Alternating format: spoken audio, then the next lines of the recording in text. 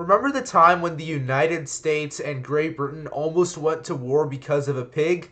Well, Oversimplified certainly has helped us remember that with his video on the pig war that was released about 2 years ago. Now, in this video, he showed exactly how ridiculous it was that the United States and Great Britain nearly went to war because of the shooting of a pig. If you want to know more about the causes of this almost war, please check out his video. It is really great if you haven't already seen it. So, now that you've come back and you've hopefully seen that video, let's get into this one.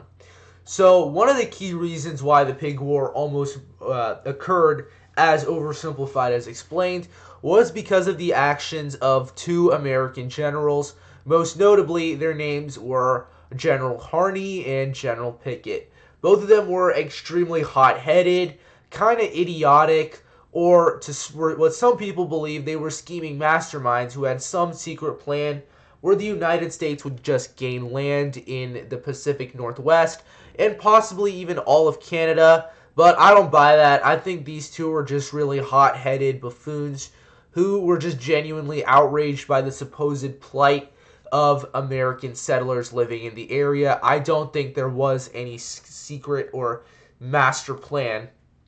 And the British also had their own hot-headed buffoon on their side, notably Governor James Douglas, who very much wanted to escalate the situation by landing troops on the San Juan Islands after Harney and Pickett landed their troops there. Once Douglas would have landed his troops on the island, the Americans' troops led by Pickett would have certainly fired on Douglas's troops. However, thankfully, Admiral Baines of the British refused to follow Douglas's orders and did not land troops on the island, thus stopping a potential war with the Americans. So one would have to think, what if Baines did what most generals at the time would have done and simply followed orders from Governor Douglas? Well, history would have changed a lot. For starters, Congress would have most certainly declared war on the British had their troops fired on American troops, even if the American troops were the ones who technically instigated the whole thing. And this would be the third war that the Americans would have with the British. First, of course, being the Revolutionary War, then the second being the War of 1812. This would be the third war that the United States would go against with the British. That is a lot, and that's probably the most nations that the Americans have ever gone to war with. So, the Pig War, which would happen in this scenario between the United States and British, how would it end? Well, the British would have a ton of success in this conflict, and let me explain why. It is because the whole area of the Oregon Territory, which was controlled by the United States and the British, co-optly, considering how they decided to jointly occupy the territory, well, the British actually outnumbered the Americans, not in the whole territory, but in the Fort Victoria area. And it wasn't just British troops there, it was also Native American allies of the British. And the British had a lot more Native American allies than the Americans did for kind of obvious reasons, to say the least. But the British and Native American forces outnumbered the United States forces, so this certainly would have ended very good for the British and poorly for the United States.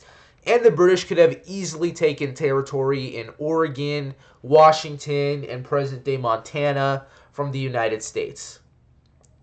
Now, one other reason why the British would have a significant advantage is because of what was going on in the United States at the time. The United States was just about to start the Civil War. And the Civil War didn't really start in 1861. It started in 1855, or whenever it was that Bleeding Kansas began. That's when the Civil War really started. And southern states were already planning secession to this point. Many historians regarding this conflict have speculated that the Pig War could have caused national unity and could have maybe caused southern states to not secede, but I disagree with that strongly because I really don't believe that the southern planter aristocracy really cared about the nation. I think their main interest fundamentally was lining up their own pockets. That's why they seceded in our own timeline. And I don't see that changing here. I think a war with the British would be the perfect opportunity for them to secede and would also be a diversion. And many historians have also speculated that's possibly why Harney and Pickett, who were both Southerners who had Confederate sympathies, with Pickett even joining the Confederate Army during the Civil War, both of them may have in fact wanted to instigate a war with the British in order to allow the South to secede more easily.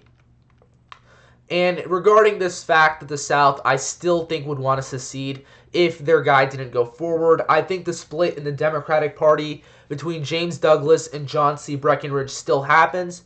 Although one change I think that does happen is the Republicans don't go with Abraham Lincoln.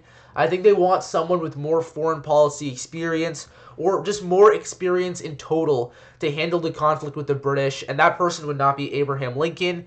It would be William Seward, Lincoln's main opponent in the Republican National Convention, and I think Seward would win the presidential election, and this doesn't stop the South from seceding. The South would have seceded regardless of who the president was, as long as it was a Republican. And Seward was arguably more radical on the slavery issue than Lincoln was. So, yeah, the South would definitely still have seceded over this, or at least the 7 Deep South states would have. The Upper South, on the other hand, I don't think would have seceded, because I think the Upper South was already slow to secede from the Union. They weren't as dependent on slavery, and I think many of these Upper South generals and political leaders would have viewed seceding from the Union in a time of conflict with the British as outright unpatriotic. And I do believe this gives a huge advantage to the Union, simply because the Upper South's 2 best generals, Robert E. Lee as well as Stonewall Jackson, were the Confederacy's 2 best generals in general throughout the entire Civil War. And both of them on the Union side instead of the Confederate side would have been very advantageous for the North. So this wouldn't strictly be North versus South. It would be the Deep South versus everyone else in the Union, including the Upper South, because I do believe that the Upper South states would not have wanted to secede in the middle of a war with the British. Now, of course, I think with the Upper South on the side of the United States, the conflict ends in a United States victory, and I think it happens quite quickly, maybe 1 to 2 years at most. And one impact of this is it does not force William Seward to free the slaves or abolish slavery totally. Instead, he can simply outlaw the expansion of slavery, and this wouldn't really upset the Upper South as much, considering how their main interest was mostly keeping racial hierarchies in the form of slavery, and they didn't really care too much about the expansion of slavery, unlike the Deep South, who would have gained a ton of money if it did happen. So I think the abolition of the expansion of slavery happens, but unfortunately not the abolition of slavery itself in this shortened Civil War. And of course, less lives would also be lost overall, because the war would instead be 1 to 2 years max instead of 4 years. Now, what happens to slavery? Does it eventually get abolished over time? Well, here's the thing. Many historians and many Republicans at the time thought that if slavery did not expand, it would have died out on its own with a slow and gradual death, which is what they wanted. And there was some evidence to this. For starters, industrialization was presumed to have been inevitable, as well as the fact that the institution just could not support itself for long enough. However, my response to that is, I disagree. I think the South would have kept slavery for as long as humanly possible, especially the Deep South. The Upper South, on the other hand, I could see them abolishing slavery earlier. Many of these Upper South states like North Carolina, Virginia, Tennessee, and Kentucky had adopted forms of industrialization during the 20th century and wouldn't really have been as reliant on slavery in the late 1800s to early 1900s. So I could see the Upper South eventually caving to international pressure and abolishing slavery on its own, although with the caveat of heavy racial discrimination still existing, of course. But the Deep South, I think, would try to maintain slavery for as long as humanly possible. So, and another reason why I think the expansion of slavery, the non-expansion of slavery, doesn't lead to doesn't lead to the gradual emancipation that everybody's hoping for, is because I think the institution would have still been able to support itself in the Deep South, largely because of the fact that the areas where the South wanted to expand slavery to were literally the desert. New Mexico and Arizona. They were not expanding slavery there. Slavery was non-viable there, and I think the main reason why they wanted to expand slavery to these areas was because they just wanted to increase their amount of senators under their influence. Nothing else. So, yeah, I think the Deep South would still try to keep slavery for as long as possible.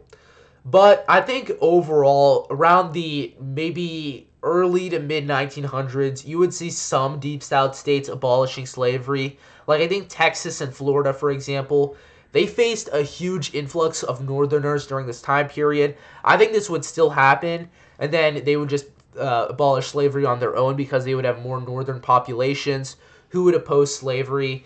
And I think the Deep South states of South Carolina, Georgia, Alabama, Mississippi, and Louisiana, almost all of the slaves would be concentrated there, and there's a real chance that slaves would outpopulate whites in that state, and that itself would just be terrifying for the slave owners there, plus the fact that they just wouldn't really have enough support if they seceded from the Union. So I think you would see emancipation happen around 1935, to my best estimate. However, this does, of course, have the impact of delaying the process of civil rights, which would happen maybe 60 to 100 years later. So, anyways, guys, thanks so much for watching this video. Make sure to like this video down below and subscribe to the channel. Mr. U.S. History, out.